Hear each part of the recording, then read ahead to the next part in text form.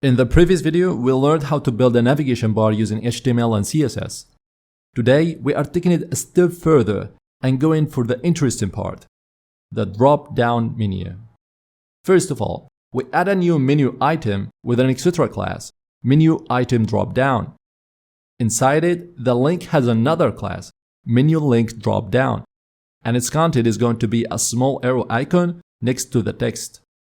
After that, we add the dropdown itself as an order list with the class dropdown. Each list item is going to have inside it a link with the class dropdown link.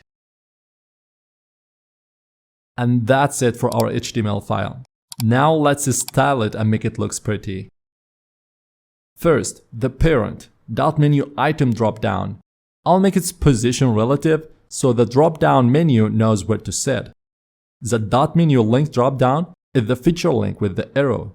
So I will use flicks to align the text and icon and add a small gap between them. Now the dropdown itself. I'll make its position absolute. Drop it down with top 55 pixels. Move it a little bit to the left. Make it flex with direction column. Align everything to start. Add a space between items. Set a minimum width to maybe 180 pixels. Give it a padding, a light background, border,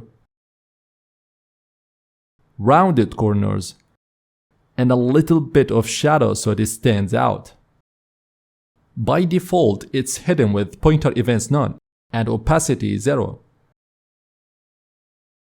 But when we hover over the parent, we set the opacity to 1, change the pointer events to auto, and change the anchor text color to dark. Now, inside the dropdown, I'll make sure every list item takes up the full width. Then the actual links, I will also give them the full width. Make them display block, add some padding left and right, and round the corners a little bit.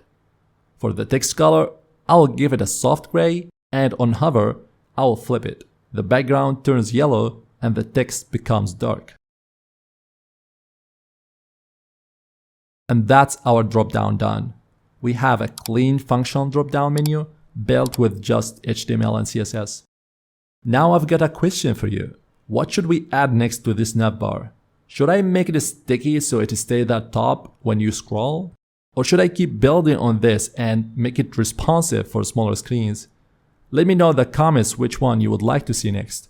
And if you found this helpful, don't forget to like this video, subscribe to the channel, and hit the bell so you don't miss the next part.